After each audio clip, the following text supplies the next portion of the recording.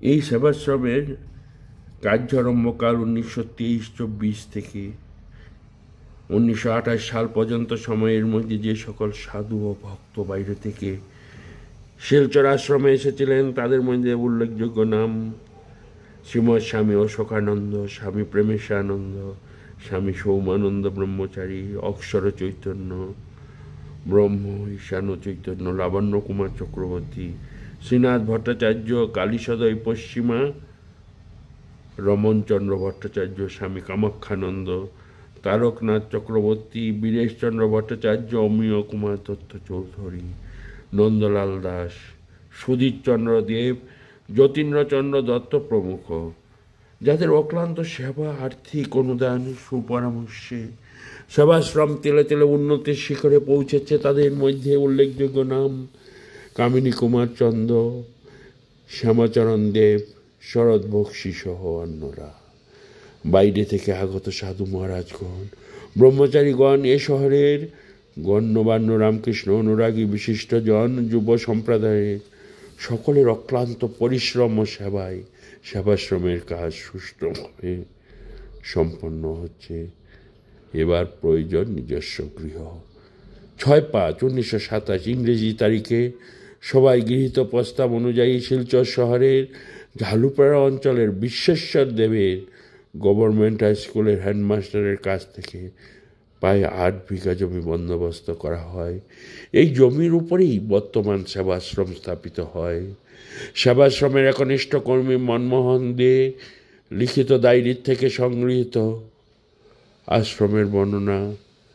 ঝালুপাড়া road হইতে আশ্রম কম্পাউন্ডে প্রবেশ করিয়া যে 1.5 বিঘা উঁচু জমি রহিয়াছে, তাহার দক্ষিণাংশে নিম্নভূমিতে ঢেউ টিনের ছানিযুক্ত একটি ছাপড়া ঘর পূর্ব পশ্চিমে লম্বা করিয়া প্রথমে তৈরি করা হয়। সে সময় আশ্রমে কোনো পানীয় জলের ব্যবস্থা ছিল না, বাইরে থেকে জল বহন করে আনতে হতো। আশ্রমটি শহরের এক প্রান্তে চলে যাওয়ায় শহরের সঙ্গে যোগাযোগ কিছুটা ব্যাহত হয়। এই যোগাযোগ রক্ষার একমাত্র পন্থা হিসাবে মুষ্টি ভিক্ষা সংগ্রহ করা হতো। 1929 সালের মার্চ মাসে শ্রী শ্রী ঠাকুরের জন্মোৎসব উপলক্ষে স্থানীয় RDI হলের একটি সর্বধর্ম সম্মেলন অনুষ্ঠিত হয়। চেরাপুঞ্জি ও সারা রামকৃষ্ণ মিশনে অধ্যক্ষ স্বামী প্রভানন্দজি মহারাজ, কেতকী মহারাজ এর সভাপতিত্ব করেন। এই সভায় বিভিন্ন ব্যক্তি যোগদান করেন এবং বক্তব্য পেশ করেন। প্রভানন্দ মহারাজ কোরআন, বাইবেল ও হিন্দু ধর্মগ্রন্থাদির নানা বাণী উদ্ধৃত করে সকল ধর্মের মূল সত্য যে এক তা বুঝিয়ে দিয়ে শ্রীরামকৃষ্ণের জীবনের সকল ধর্মের বাস্তব সাধনায় সিদ্ধিলাভদার লব্ধ জ্ঞান থেকে নিঃসৃত বাণী যত মত তত পথের ব্যাখ্যা করেন। 1929 সালে 1336 সালে মে মাসে সুরমা উপত্যকায় বিধ্বংসী জলপ্লাবন কাছাড় জেলাও প্রভাবিত করে। সেবাশ্রম কম্পাউন্ডে প্রায় 11 হাত জল দাঁড়িয়েছিল বলে জানা যায়। বন্যাপীড়িত জন্য সাহায্যার্থে সেবা কার্য পূর্ণ উদ্যমে চলতে থাকলো। পরবর্তীতে টাইফয়েড, কলেরা ইত্যাদি নানা রকমের প্রভাব দেখা দিলে যুব সমাজ রোগীর শুশ্রূষায় ঝাঁপিয়ে পড়ে। শ্রীহট্ট থেকে আগত স্বামী পুরুষাত্মানন্দজি মহারাজ সেবা কার্যে যোগ দেন। সেবাশ্রমের এক অন্যতম কর্মী দীনেশ চক্রবর্তী বেলুর মঠে গিয়ে সন্ন্যাস গ্রহণ করেন। তিনি আর শিলচরে ফিরে আসেননি। 2/9/1929 তারিখে কার্যরত সভাপতি বদলি হয়ে যাওয়ায় নূতন কমিটি গঠিত হয়। সভাপতি হন মেজর JB বৈদ্য, সিভিল সার্জন, সহসভাপতি শ্যামাচরণ দেব এবং সম্পাদকের দায়িত্ব গ্রহণ করেন ব্রহ্মচারী স্বরূপ চৈতন্য। নবগতি কমিটি আশ্রমের স্থায়ী বাসগৃহ নির্মাণের কাজ হাতে নেই। পূর্বতন ঘরের সংস্কার সাধিত হয়। এই সময় অর্থাৎ 1929 থেকে 1932-এর মধ্যে ছাত্রাবাস পার্বত্য জনজাতি ছাত্রের সাথে অন্যান্য ছাত্রীরা ভর্তি হয়। ছাত্র সংখ্যা দাঁড়ায় পার্বত্য জনজাতি 11 জন ও বাঙালি 13 জন, সর্বমোট 24 জন। 1929 সালের নভেম্বর ব্রহ্মচারী স্বরূপ চৈতন্য অসুস্থ হয়ে কলকাতায় চলে যান। সম্পাদকের দায়িত্ব পালন করেন ভগবান চন্দ্র দেব। সুস্থ হলে পর 1930 সালের মার্চ মাসে বেলুড় মঠে সন্ন্যাস গ্রহণ করেন। তার নাম হয় স্বামী প্রেম ঘনানন্দ। শিলচরে ফিরে এসে আবার সম্পাদকের দায়িত্ব গ্রহণ করেন। এ বছরই জলকষ্ট দূরীকরণের জন্য আশ্রমের নিচু এলাকা সম্পন্ন জমিতে পুষ্করিণী খোদাই করা হয়। 1930 সালের বার্ষিক সাধারণ সভায় ছাত্রবাস পরিচালনার জন্য একটি কমিটি গঠন করা হয়। সদস্যরা ছিলেন স্বামী প্রেমানন্দ, মোক্ষদা মোহন দাস, সীতেশচন্দ্র ও অন্যান্য বিশিষ্ট ব্যক্তিরা। 1930 সালে আশ্রমস্থ কিছু জমি ধানের জন্য বন্দোবস্ত দিয়ে আশ্রম সহায়তা গ্রহণ করেন এবং নূতন ছাত্রবাস নির্মাণে সহায়তা করেন সরকারি Cachar relief committee, forest department, স্থানীয় কাঠের কারখানায় মুসলিম মানিক ও অন্যান্য বিশিষ্ট ব্যক্তিবর্গ। ধীরে ধীরে পুরাতন আশ্রম ঘর নূতনভাবে সেজে ওঠে। এটি একটি প্রতিষ্ঠান চালু হওয়ার পর নানাবিধ সমস্যায় সম্মুখীন হয়। স্বামী প্রেমানন্দের কঠোর শ্রম, নিষ্ঠা ও অমায়িক ব্যবহারে আশ্রমটি সুদৃঢ় ভিত্তির উপর প্রতিষ্ঠিত হয়। 1936 সালের এপ্রিল মাসে শ্রীরামকৃষ্ণ পরমহংস দেবের শতবর্ষ জন্মজয়ন্তী উৎসব সাড়ম্বরে উদযাপিত হয় শিলচর আশ্রমে।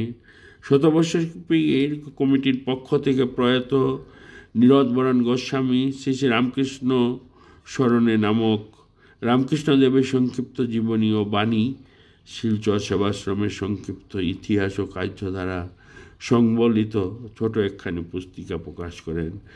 বেলুড় মঠ থেকে আগত স্বামী সুন্দরানন্দ মহারাজের সভাপতিত্বে এক সর্বধর্ম সম্মেলন অনুষ্ঠিত হয়। বেলুড় মঠ ও আশ্রম কর্তৃপক্ষ অধিগ্রহণের পর থেকে শিলচর রামকৃষ্ণ মঠের নির্দেশ অনুসারে কার্য পরিচালনা করতে থাকেন। মঠ কর্তৃপক্ষের অনুমোদন ছাড়াও কোনো কাজই সম্পাদিত হয় না। জলপ্লাবনকে ভিত্তি করেই এই প্রতিষ্ঠানের জন্ম।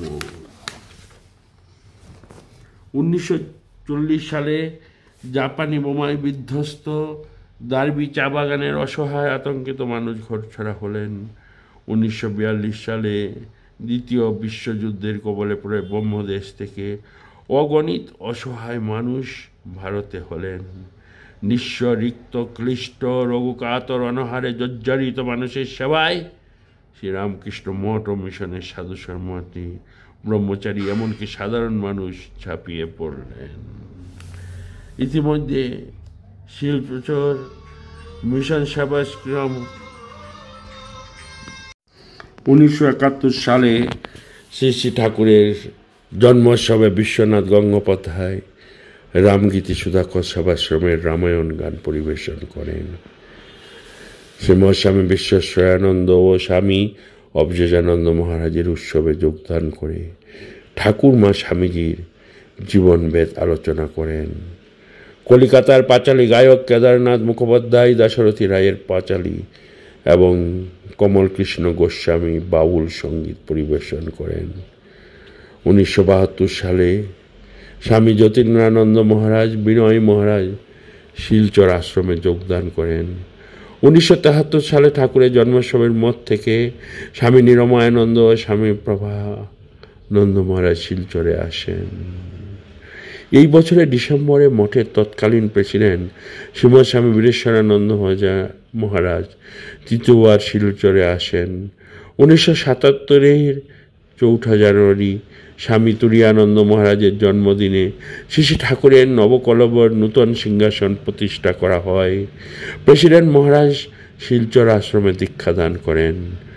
1978 সালে রামকৃষ্ণ মঠ মিশনের সহকারী অধ্যক্ষ, কলিকাতা শ্রীরামকৃষ্ণ জগদ্ধানের অধ্যক্ষ স্বামী ভূতেশানন্দ মহারাজ শিলচরে আসেন এবং বহু সংখ্যক নরনারীকে দীক্ষা প্রদান করেন।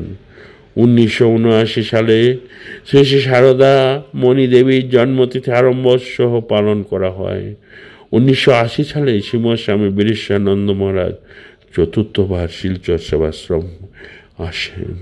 1980 সালে ঠাকুরের জন্মোৎসবে পুরী রামকৃষ্ণ মিশনে স্বামী পুরাশানন্দ মহারাজ ঠাকুরমা ও স্বামীজির আদর্শ সম্বন্ধে ভাষণ দেন। এই বছরেই ত্রিপুরা রাজ্যে পার্বত্য জাতিদের মধ্যে বিদ্রোহ দেখা দিলে আদিবাসীরা আগরতলাবাসী সাধারণ মানুষকে হত্যা করে, ফলে রাজ্য বিশৃঙ্খলা দেখা দেয়। নিপীড়িত মানুষের সাহায্য হয়ে মঠ থেকে আসেন স্বামী সুমেধানন্দ, শিলচর থেকে স্বামী ক্ষান্তানন্দ ও করিমগঞ্জের থেকে স্বামী উদ্গীতানন্দ মহারাজগণ। জনগণের সেবায় আগরতলা ছুটে যান। ব্রহ্মচারী পূর্ণ চৈতন্য মহারাজ সেবা কার্যে যোগ দেন। পরে সন্ন্যাস গ্রহণের উদ্দেশ্যে মঠে ফিরে যান। শ্রীহত্তর থেকে ব্রহ্মচারী জ্যোতিষচন্দ্র চক্রবর্তী 1977 সালে কর্মী হিসাবে শিলচর সেবাশ্রমে আসেন। পরবর্তীকালে সন্ন্যাস গ্রহণ করেন। ব্রহ্মচারী কমল কুমার, ব্রহ্মচারী দুর্গা চৈতন্য ও ব্রহ্মচারী পূর্ণ চৈতন্য মহারাজগণ শিলচর সেবাশ্রমে যোগদান করেন। 1955 সালের এপ্রিল মাসে বেলুর মঠের পূজ্যপাদ তৎকালীন ভাইস প্রেসিডেন্ট শ্রীমৎ স্বামী বিশেষানন্দ মহারাজ ও অসীমানন্দ মহারাজ শিলচর মিশনে আসেন।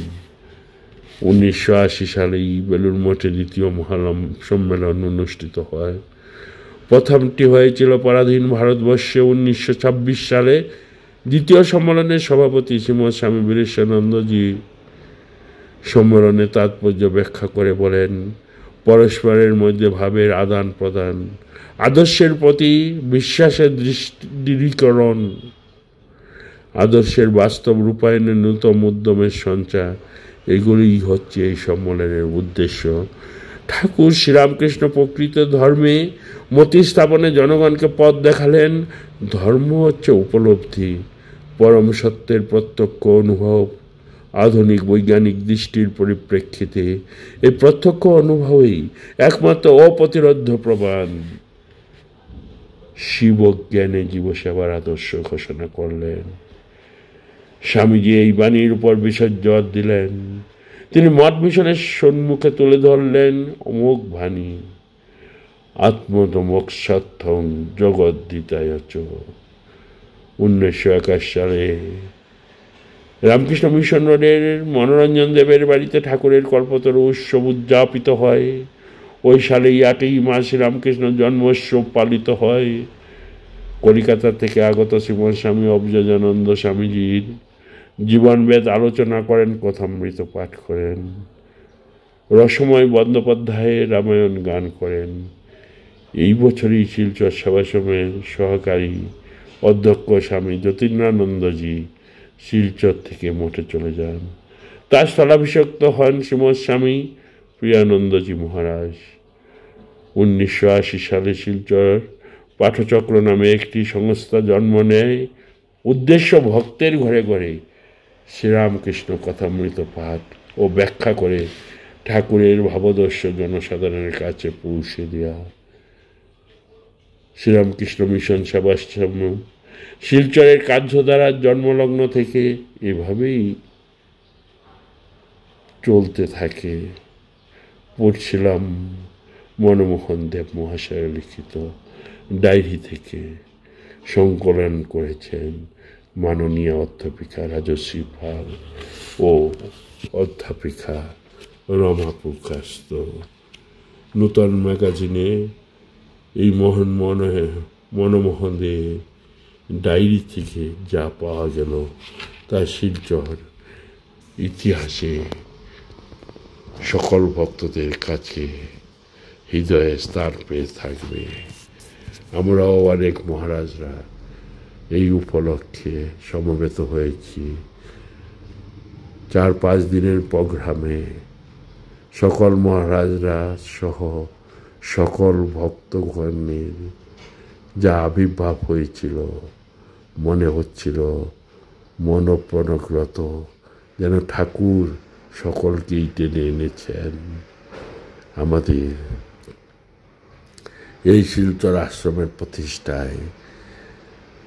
আমার মতে আমি দেখেছিলাম যে রাত্রে প্রচণ্ড বৃষ্টি, প্রচণ্ড ঝড়, অথচ দিনে সূর্যে আলোকিত এবং নির্মল আকাশ জানান দিচ্ছিল পুষ্পবৃষ্টি এবং ধুলো থেকে সকল ভক্ত যাতে আনন্দ উপভোগ করে, এই জন্যই ভগবানের পুষ্পবৃষ্টি মনে করতে পারি, আমার মনে হয়েছিল। এছাড়া 15ই মার্চ থেকে দেখছিলাম সাধারণ ভক্তরা যেভাবে এসেছিল, যেভাবে প্রসাদ পেয়েছে, যেভাবে সম্বর্ধনা করা হয়েছে। লাস্ট দিনে বিশেষত 60,000-এর উপর যে ভক্তগণ প্রসাদ পেয়েছেন, তার আগের দিন 15,000, তার আগের দিন প্রায় 5,000 ভক্তদের যারা সাহায্য করেছে, যারা করতে পেরেছে, আর যারা দু হাতে হাত বাড়িয়ে দিয়েছে এই মন্দির প্রতিষ্ঠা করার জন্য। আপনারা সকলেই এসেছেন, খুবই ভালো লাগলো। বিশেষ করে সাধুগণের আগমনে আরও শিলচর আশ্রম উৎসবে মুখরিত হয়ে উঠেছিল। সেখানে না গেলে, সেখানে না দেখলে কিছুই বোঝা যেত না।